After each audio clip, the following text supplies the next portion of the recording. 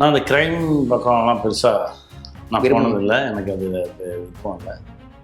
நான் கொஞ்சம் குழந்தைகள், நட்பு, அன்பு சார்ந்த விஷயங்கள் தான் கொஞ்சம் பேசணும்னு நினைப்பேன். அது நரேஷனில் ஒரு சில கதைகள் கேட்டிருப்போம், அது ஒன்றுமே இருக்காது. வெறும் போலீஸுன்றதுனாலே நம்மகிட்ட வருவாங்க. ஓகே, அப்போது உடன்பாடு இருக்காது. உங்களை அந்த கதாபாத்திரத்துக்கு தேர்வு செஞ்சதுக்கு காரணம் சொன்னார் வெற்றிமாறன்? நான் ஒன்றுமே சொல்ல, முதல்ல நான் இல்லவே இல்லை. முதல்ல நான் வந்து ஒரு 2 சீனுக்கு தான் இருக்கேன்னு சொல்லி தான் என்னை கூப்பிட்டாரு. இல்லை, அனௌன்ஸ் பண்ண தருணம் உங்களுக்கு ஞாபகம் இருக்கா சார்? அது எவ்வளோ அனௌன்ஸ் பண்ணது எனக்கு தெரியாது. சார் தான் என்னை கூப்பிட்டு சொன்னார், தேசிய விருது வந்துருக்கு தெரியுமா? ஐயோ, நான் அசிஸ்டன்ட் டைரக்டராக இருக்கும்போது திடீர்னு ஒரு நாள் கூப்பிட்டு, நடிக்க தானே வந்தேன், வா இதையும் நானே ஆரம்பித்து வச்சிடறேன். பார்த்தாலே பரவசம் படத்தில் என்ன ஒரு சீன் நடிக்க வச்சாங்க விவேக் சாரோட. சமையல் எண்ணெய் மற்றும் உணவுப் பொருள் ஏற்றுமதியில் 20 ஆண்டு கால அனுபவம் பெற்ற ஸ்டார் எக்ஸ்போர்ட் ஹவுஸ் கயல் ஆக்ரோ ஃபுட்ஸ்.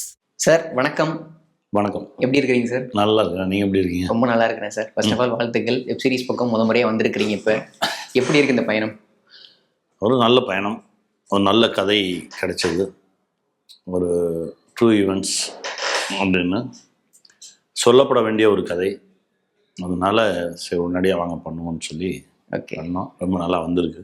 ஓகே, நீங்கள் பார்த்துட்டு சொல்லுங்கள். கண்டிப்பாக நாங்கள் எதிர்பார்த்துட்டு இருக்கிறோம். இப்போ தடயம்குள்ளே போகிறதுக்கு முன்னாடி இன்னொரு விஷயம், இப்போ சமீபத்தில் நீ நிறைய படங்கள் பண்ணிட்டு இருக்கிறீங்க. எல்லா படங்களுக்குமே ப்ரொமோஷன் அப்படின்ற ஒரு வேலை இருந்துட்டு இருக்கு. எவ்வளோ டயர்டாக இருக்குது அந்த ப்ராசஸ் அப்படின்னு நினைக்கிறீங்க? முன்னாடி இருந்த காலத்துக்கும் இப்போ இருந்த காலத்துக்கும் எப்படி அதை கம்பேர் பண்ணி பார்க்குறீங்க? 2 விஷயம். இல்லை, நம்ம எல்லா படைப்பையுமே கூவி தான் வைக்க வேண்டியது. இல்லை, இப்போ அது எவ்வளோ ரொம்ப டஃப்பாக மாறிடுச்சுன்னு நினைக்கிறீங்க சார் நீங்கள்? இந்த காலையிலேருந்து ரொம்ப டயர்டாக தான் இருக்கு.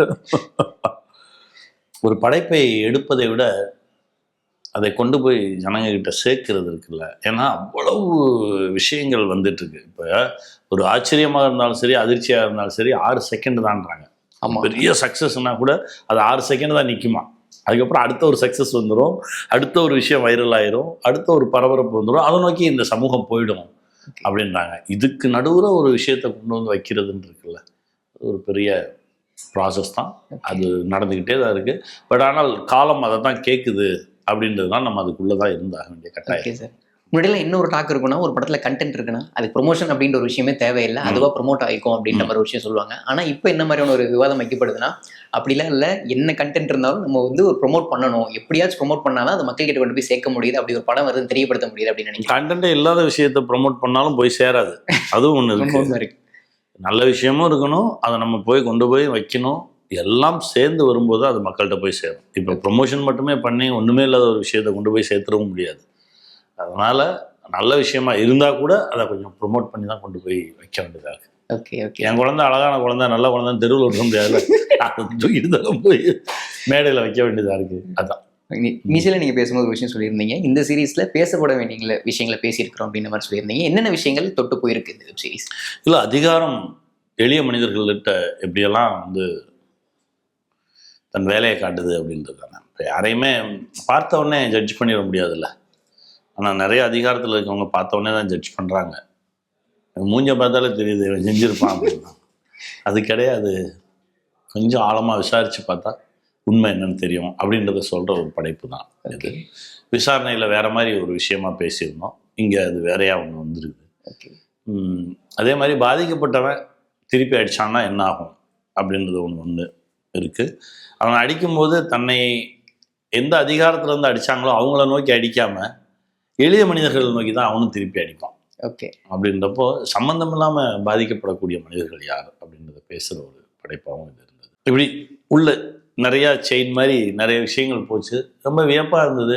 இதெல்லாம் நடந்துச்சா அப்படின்னு கேட்க தோணுச்சு. நடந்திருந்தால் இனிமேல் இந்த மாதிரி நடக்காமல் பார்த்துக்கணும் அப்படின்றத சொல்லணும்னு தோணுச்சு. அதை நான் கவனிப்பாங்களா இல்லையான்றதெல்லாம் இல்லை, எங்கேயோ ஒரு அரசு அதிகாரி அதை கவனிச்சாருன்னா போதும் அப்படின்னு தோணுச்சு. அதுக்கான ஒரு படைப்பு.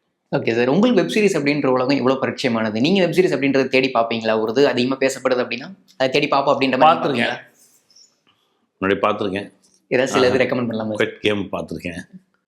வீட்டில் அதே மாதிரி பசங்க இந்த கொரியன் சீரிஸ் எல்லாம் பார்த்துட்டு இருப்பாங்க, அதை பார்த்துருக்கேன். கொஞ்சம் மவுஸ் அப்படின்னு ஒரு வெப் சீரிஸ் நான் டைரக்ட் பண்ணணுன்னே என்கிட்ட வந்தது, அதை பார்த்துருக்கேன். அந்த மாதிரி பார்த்துருக்கேன். இது இல்லாமல் நிறைய முன்னாடி நான் ஸ்மால் ஸ்க்ரீனில் இருக்கும்போது டெஸ்பரேட் ஹவுஸ் ஒய்ஃப்னு ஒரு சீரீஸ் மேடம் வந்து ராதிகா மேடம் வந்து என்னை கொடுத்து பார்க்க சொன்னாங்க. அது வந்து எப்படின்னா அவங்கெல்லாம் வந்து 18 வயசில் ஆரம்பித்த வெப் சீரிஸ். அது இப்போ வந்து ஒரு அவங்க 40 வயசு 45 வயசு வரைக்கும் அது போயிட்டே இருக்குது. அப்படி ஒரு சீரீஸ் அது பார்த்தேன். அப்படி பார்த்துருக்கேன். பட் நான் தமிழில் இப்போ கொஞ்சம் கொஞ்சம் பண்ண ஆரம்பிச்சிட்டோம். இப்போ தெலுங்கில் வந்து அமேசானுக்கு ஒரு வெப் சீரிஸ் பண்ணுறோம். அது அந்த மாதிரி பண்ண ஆரம்பிக்கும் போது தான் சரி என்னவா இருக்குது அப்படின்றத பார்க்க ஆரம்பிச்சிடும். Okay okay okay sir. இதில் உங்களுக்கு என்ன விஷயங்கள் ரொம்ப கிரிப்பாக இருந்துச்சு? நீங்கள் நிறைய கிரைம் த்ரில்லர் படங்கள் பார்த்துருந்துருப்பீங்க, நிறைய கதைகள் கேட்டிருந்திருப்பீங்க, நீங்கள் நிறைய வாசிச்சிருந்துருப்பீங்க. எந்த விஷயம் இதில் உங்களுக்கு பர்டிகுலராக ரொம்ப கிரிப்பாக தெரிஞ்சது தடயம் பொறுத்த எல்லாம் இன்ட்ராகேஷன் தான். ஓகே.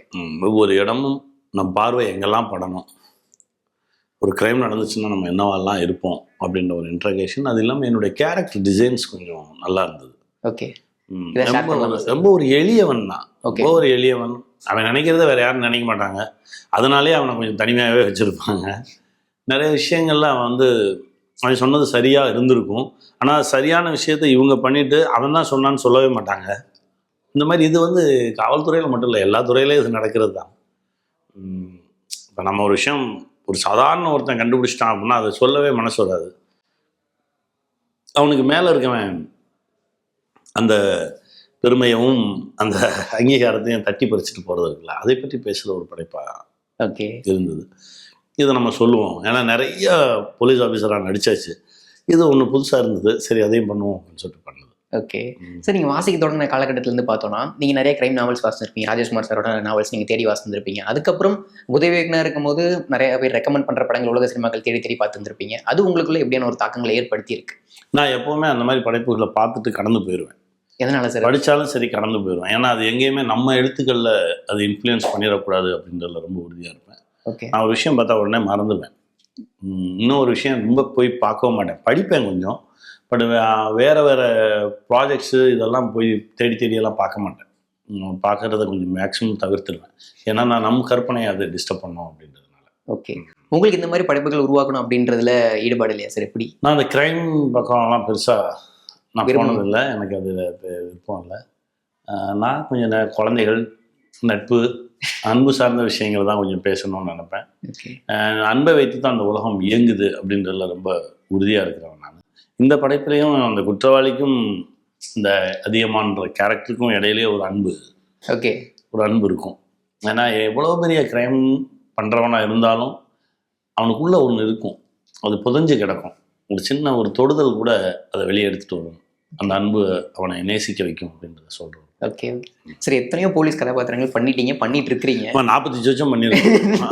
எனக்கு போர்டம் அப்படின்றது ஃபீல் ஆயிருக்கு. எத்தனை போலீஸ் இந்த கதையை எனக்கு வேணாம் அப்படின்ற மாதிரி நரேஷன் இல்லை அது நரேஷனில் ஒரு சில கதைகள் கேட்டிருப்போம். அது ஒன்றுமே இருக்காது. வெறும் போலீஸ்ன்றதுனாலே நம்மகிட்ட வருவாங்க. ஓகே. அப்போது உடன்பாடு இருக்காது. இல்லையே இதில் நான் பண்ண போலீஸுக்குள்ளேயே இதில் ஏதாவது ஒன்று புதுசாக இருந்தால் பண்ணிடுவோம் அப்படின்னு தோன்றது தான். ரொம்ப சாதாரணமாக ஒன்று தூக்கிட்டு வரும்போது தான் அதுக்குள்ளே ஏதாவது பண்ண முடியுமான்லாம் பார்ப்பேன். ஒன்றுமே முடியாது அப்படின்றப்போ இல்லைங்க விட்டுருங்க, ஏன்னா இது பண்ணி பயனே இல்லைன்றப்போ அதை ஏன் பண்ணணும் அப்படின்னு. ஏன்னா காவல்துறை அந்த காக்கி யூனிஃபார்ம் போடுறதுன்றது பயங்கர ப்ரைடு, அது பெருமை. அந்த யூனிஃபார்ம் எல்லாரும் போட்டுற முடியாது. அதற்கு ஒரு உயரம் வேணும், ஒரு அளவு இருக்கணும், அவ்வளோ விஷயம் இருக்குது. அப்படின்றப்போ அதை ரொம்ப ப்ரௌடாக சொல்லணும் அப்படின்னு நினைக்கிறேன் நான். Okay sir. ஒவ்வொரு போலீஸ் கேரக்டர் சூஸ் பண்ணுறதுக்கு முன்னாடியோ அந்த கேரக்டர் எப்படி வடிவமைக்கப்பட்டிருக்கு அப்படின்றத நீங்கள் யோசிப்பீங்களா? முழுக்க முழுக்க ஒரு புனிதப்படுத்துகிற சாயல் அது இருந்துச்சுன்னா அதை நீங்கள் சூஸ் பண்ணுற மாதிரியான விஷயங்கள் போகும். அப்படி கிடையாது. புனிதப்படுத்துகிற சாயலில் இருந்ததுன்னா பண்ணிடுவோம் அப்படின்றதெல்லாம் கிடையாது. அதில் ஒரு நேர்மை இருக்கணும். ஓகே. ஒரு சின்ன கிரே. எல்லாருமே உண்மையானவங்க ரொம்ப நிஜமானவங்கன்னு கிடையாது இல்லை, எல்லாருக்குள்ளேயும் ஒரு சின்ன கிரே இருக்கும், ஒயிட் இருக்கும்.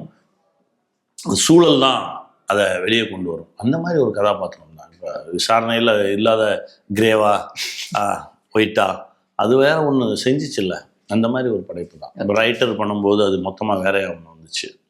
Okay sir.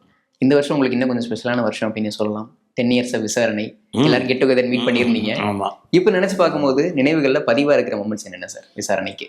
இல்லை, விசாரணை ஒரு சாமி ஆடின மாதிரி தான். அதெல்லாம் உடனே மறந்துருச்சு. அந்த சாமி ஆடி முடித்ததுக்கப்புறம் நம்ம உடம்பு வலிக்கும்ல, உடம்பு மனசும் ஒரு பதட்டம் இருக்கும்ல, அதுவே ஒரு மாதத்து வரைக்கும் இருந்துச்சு. திரும்ப விசாரணைன்னொடனே அந்த பதட்டம் வந்துருச்சு. ஆமாம், என்னென்னா அது அவ்வளோ ஆழமான ஒரு படைப்பு. அந்த மாதிரி ஒரு படைப்பை திரும்ப பண்ணணும்னா கூட எங்கள் டீமாலேயே பண்ண முடியாது, அப்படி தான் சொல்லுவேன். அது நடந்துருச்சு, அதுக்குள்ளே நம்ம இருந்திருக்கோம். இந்த பிரபஞ்சத்தின் உதவியோடு எல்லாமே நடந்திருக்கு. அப்படிதான். ஓகே. உங்களை அந்த கதாபாத்திரத்துக்கு தேர்வு செஞ்சதுக்கு காரணம் சொன்னாரா நான் வெற்றிமாறன்? ஒன்றுமே சொல்லல. முதல்ல நான் இல்லவே இல்லை. முதல்ல நான் வந்து ஒரு 2 சீனுக்கு தான் இருக்கேன்னு சொல்லி தான் என்னை கூப்பிட்டாரு. அந்த ஃபர்ஸ்ட் ஹாஃபில் நம்ம இவரை கிஷோர் சாரை Okay, கூட்டிகிட்டு வர்ற அந்த ஒரு கதாபாத்திரம் மட்டும்தான் இருந்தது. அப்புறம் போக போக போக திடீர்னு ஒரு நாள் கூப்பிட்டு இல்லையே முத்துவேல் கொஞ்சம் எக்ஸ்டன் ஆகிற மாதிரி இருக்கு அப்படின்னாரு. சந்தோஷம். ஏன்னா எப்போவுமே எங்கள் டைரக்டர் வந்து தேடி தேடி அடுத்து போவார். ஓகே. அப்படி வந்தது தான். முத்துவேல் வந்து முதல்ல 2 சீன் தான் இருந்தார் முத்துவேல். அப்புறம் அது எக்ஸ்டன் ஆகி முழு படமும் எடுத்துகிட்டு வந்து அது தேசிய விருது வரைக்கும் வந்து ஆஸ்கர் வரைக்கும் போச்சு. எல்லா தளத்துலேயும் அந்த முத்துவேல் போய் நின்றுக்கான்றது உண்மையிலே அது பெரிய அருள். அது நிச்சயம். Sir, national award winning moment பற்றி பேசியாங்க. எப்படி இருந்துச்சு அந்த மூமெண்ட்? எவ்வளோ நெகிழ்வாக இருந்துச்சு, எவ்வளோ நிறைவாக இருந்துச்சு? இத்தனை வருஷம் உழைப்பு அதுவும் மறந்துருச்சு. என்ன சார் சொல்கிறீங்க? ஒரு முக்கியமான தருணம் லைஃப்பில் அப்படிங்கும்போது போனோம், பார்த்தோம். நாய மகர்ஜி அவர்கிட்ட போய் அதை வாங்கினது பெரிய ஒரு விஷயம். அது அந்த அந்த மொமெண்ட் மட்டும்தான் ஞாபகத்தில் இருக்கு. நடந்து போனது இல்லை, அனௌன்ஸ் பண்ண தருணம் உங்களுக்கு ஞாபகம் இருக்கா சார்? அது எவ்வளோ அனௌன்ஸ் பண்ணது எனக்கு தெரியாது. சார் தான் என்னை கூப்பிட்டு சொன்னார், தேசிய விருது வந்திருக்கு தெரியுமா? ஐயோ அப்படின்னு சொல்லி கிளம்பி ஓடணும். அப்படி போய் அப்புறம் உட்காந்து சந்தித்து பேசி அது பெரிய ஒரு எதிர்பார்க்கவே இல்லை. திடீர்னு அது வந்தவுடனே ஒரு பெரிய ஆச்சரியம், அதிர்ச்சி கலந்த சந்தோஷமும் தான் இருந்தது.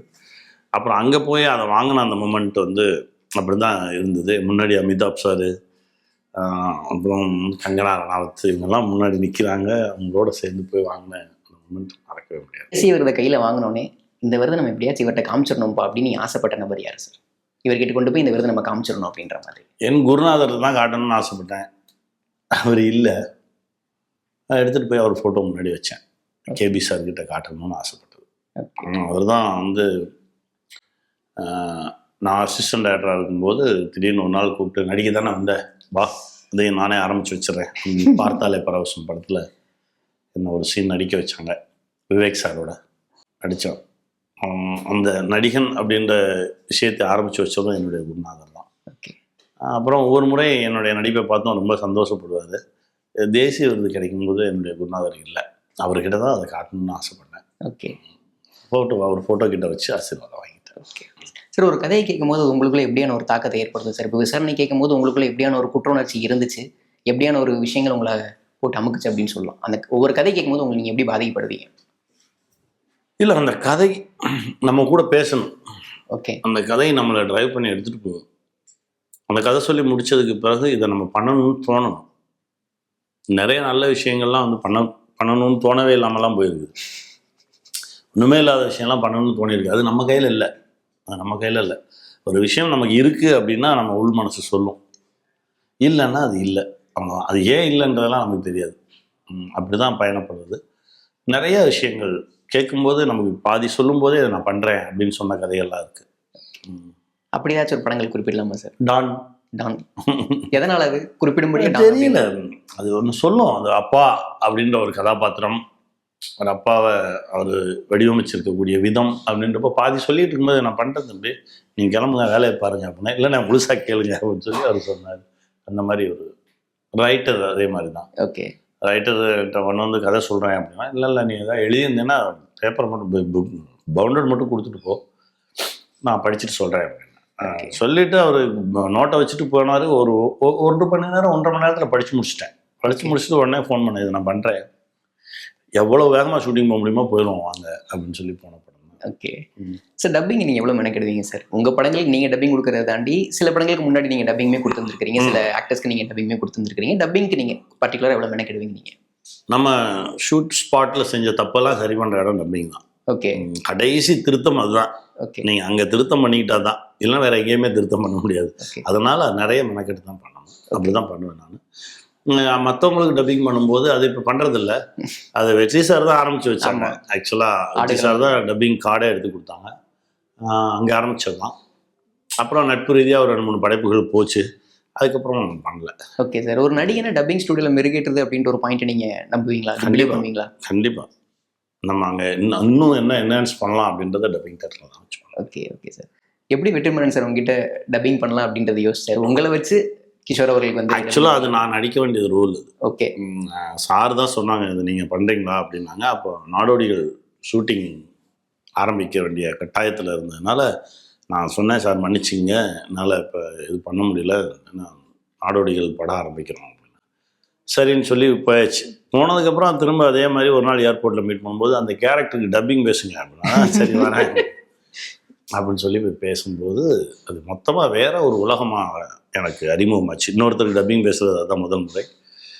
விக்ரம் சுகுமாரன் தான் அப்போ கோட் ஆக்டர். மதுரை வட்டார வழக்கு சொல்லி மதுரை வட்டார வழக்கெல்லாம் சொல்லி கொடுத்து நான் கொஞ்சம் பேசுவேன் மதுரை. பட் ஆனால் என்னோடது மதுரையும் திருநெல்வேலியும் கலந்துருக்கும் என்னோட ஸ்லாங். என்னன்னா நான் விருதுநகர் மாவட்டம்ன்றதுனால மதுரையும் திருநெல்வேலியும் கலந்து வரும். பியூர் மதுரை ஸ்லாங்கை வந்து விக்ரம் சுகுமாரன் சார் தான் சொல்லி கொடுத்தாரு. ஓகே. அந்த படைப்பு பேசினது வந்து 13 நாள் பேசினேன். 13 நாள்ல முழுசா முடிச்சு. அதுக்கப்புறம் நான் நடித்ததுக்கு முழு படத்துக்கு ஒரு நாள் தான் பேசியிருக்கேன். இது வந்து ரொம்ப கேட்டு வாங்குச்சு. ஓகே. அந்த வட்டார வழக்கு கரெக்டாக வரணும் அப்படின்றதுனால. சார், தெலுங்குல நிறைய படங்கள் பார்த்துட்டு இருக்கிறோம். உங்களை எப்படி தெலுங்கு சூஸ் பண்ணுறீங்க? இவ்வளோ உங்களை மோஸ்ட் வாண்டடாக தேடிட்டு இருக்கிறாங்களே, அதுக்கு பின்னாடி இருக்கிற ரீசன் என்ன, சீக்ரெட் என்ன? ஒன்றுமே இல்லை, நம்ம உண்மையாக இருக்கணும். நம்மளை வைத்து படம் எடுக்கக்கூடிய இயக்குநர்களை நம்ம தொந்தரவு பண்ணுறதில்ல. ஏண்டா இவனை கூப்பிட்டோம் அப்படின்னு நினைக்கிறது இல்லை. இவனோட இன்னும் கொஞ்சம் பயணப்படுவோம் அப்படின்ற ஒரு ஆவலை உண்டாக்குற அளவுக்கு உண்மைத்தன்மையாக வேலை பார்க்குறோம். அவ்வளோதான். ஓகே. அதுதான் எடுத்துகிட்டு போகுது. நம்ம நிஜமாக இருந்தாலே போதும், எல்லா இடத்துலையும் நம்ம பயணப்பட்டுக்கிட்டே இருக்கலாம். ஓகே. ஓகே சார், நீங்கள் ஒரு படம் சூஸ் பண்ணுறதுக்கு முன்னாடி என்னென்ன விஷயங்கள் பார்ப்பீங்க சார்? இப்போ ஒரு நடிகர்கள் சித்தாந்தம் சார்ந்து இருக்கிறாங்க அப்படிங்கும்போது, எனக்கு இந்த சித்தாந்தம் வந்து ரொம்ப அப்போஸ்டாக இருக்குது, எனக்கு இந்த ஐடியாலஜி பிடிக்கல அப்படிங்கும்போது அந்த படத்தை நடிக்க மாட்டாங்க. நீங்கள் ஒவ்வொரு படத்தையும் ஒவ்வொரு கேரக்டர் எப்படி சூஸ் பண்ணுவீங்க? என்னென்ன விஷயங்கள் பார்ப்பீங்க? என்னென்ன விஷயங்கள் அதில் இருந்தால் நீங்கள் நடிக்க மாட்டேன் அப்படின்ற மாதிரி? நடிக்க மாட்டேன்லாம் சொல்கிறது இல்லை. நிறையா ஒரு ரொம்ப ஒரு மாதிரி கொடூரமான வல்காரிட்டி இருந்தால் தான் பண்ண மாட்டேன்னு சொல்கிறது. ஓகே. மற்றபடி நான் எளிமையான மனிதர்களை தான் பார்ப்பேன். ஓகே. அங்கே யார் இருக்கா, இப்போ உன்னை மாதிரிலாம் ஒருத்தர் வந்தால் உடனே வாங்க ஏன்னா பார்த்தாலே தெரியுது நல்ல பிள்ளைன்னு. ஒரு எளிமையான மனுஷங்களை தான் பார்ப்பேன். மனிதர்களோடு பயணப்படுவோம், வந்து போவோம். அதுக்கப்புறம் தான் கதையை கேட்குறது. ஒரு சில கதை ரொம்ப நல்லா இருக்கும், மனிதர்கள் ரொம்ப டஃப்பாக இருப்பாங்க, நான் அப்படின்ற ஒரு அகங்காரத்தோடு இருப்பாங்க. அவங்கள பார்க்கும்போது இல்லை வேணாமே, இவங்களோட போய் அந்த 15 நாள் நம்ம மல்லு கட்டுறதுக்கு பேசாமல் இருந்துக்கலாமேன்னு தோணும். இது எல்லாமே சார்ந்து எல்லாமே கலந்து வர்ற ஒரு விஷயம். ஓகே. ஒரு சில படைப்புகள் நமக்கே தெரியும், இதில் ஒன்றுமே இல்லையே, இதையும் தூக்கிட்டு வராங்க அப்படின்னு தெரியும். ஆனால் நல்ல மனிதர்களாக இருப்பாங்க. நம்மளும் சொல்லுவோம், என்ன ஒன்றுமே இல்லையே, இதில் இன்னும் நிறைய வேலை பார்க்கணும், இல்லை தயவு செஞ்சு வந்துடுங்க போயிடலாம் அப்படின்னு கூப்பிட்டு போவாங்க. சரி வாங்க போவோம் தான் போவோம். அப்படி கட்டாயத்துக்காக படம் நடிச்சு வேறு வழி இல்லை, நட்புக்காக போகிறது. ஓகே. பார்க்குறது. ஓகே. அதையெல்லாம் தாண்டி தான் நல்ல படைப்புகள் வரும். சிலது இதெல்லாம் கடந்து ஒன்று வந்து நிற்கும். அந்த மாதிரி படைப்புகளுக்காக தான் ஒவ்வொரு முறையும் காத்திருக்க வேண்டியதாக. இப்போ ரீரிலீஸ் அப்படின்ற ஒரு கல்ச்சர் பயங்கரமாக இருக்குது. உங்களுடைய படங்களில் அது வணிக ரீதியான வெற்றி அப்படின்றத தாண்டி உங்களுக்கு ரொம்ப நெருக்கமான எந்த படைப்பை இப்போ ரீரிலீஸ் பண்ணலாம் அப்படின்னு? நாடோடிகள் தான். நாடோடிகள் தான் இப்போவும் நாடோடிகள் தான். ஓகே. அது ஒரு திரும்ப அந்த மாதிரி படைப்பெல்லாம் கிடைக்காது, ஒன்று தான் கிடைக்கும். திரும்ப இப்போ வரைக்கும் நாடோடிகளை வெல்வதற்கு தான் போராடிட்டு இருக்கோம். ஓகே. ஓகே சார், வினோதய சித்தமாக மக்களோட உட்காந்து திரையில பார்க்கணும் அப்படின்ற ஒரு ஆசை இருக்கா? நான் வந்து மக்களோட உட்காந்து நிறைய வாட்டி பார்த்துருக்கேன். நம்ம ஷோ போட்டப்போலாம் பார்த்துருக்கேன். பெரிய திரையில் பார்க்கும்போது பெரிய மேஜிக் பண்ணும். கண்டிப்பாக அதையும் பார்க்கணும். ஓகே. ஓகே சார், ரொம்ப நன்றி உங்கள் நேரத்துக்கும். மகிழ்ச்சி. தடயத்தை வந்து 27ஆம் தேதி எல்லாரும் குடும்பத்தோட வீட்டில் உட்காந்து பாருங்க. Thank you so much. 20 ஆண்டுகளாக உலக நாடுகளுக்கு உயர்தர சமையல் எண்ணெய் மற்றும் உணவுப் பொருட்கள் ஏற்றுமதியில் இந்திய அரசின் ஸ்டார் எக்ஸ்போர்ட் ஹவுஸ் அங்கீகாரம் பெற்ற கயல் ஆக்ரோ ஃபுட்ஸ்.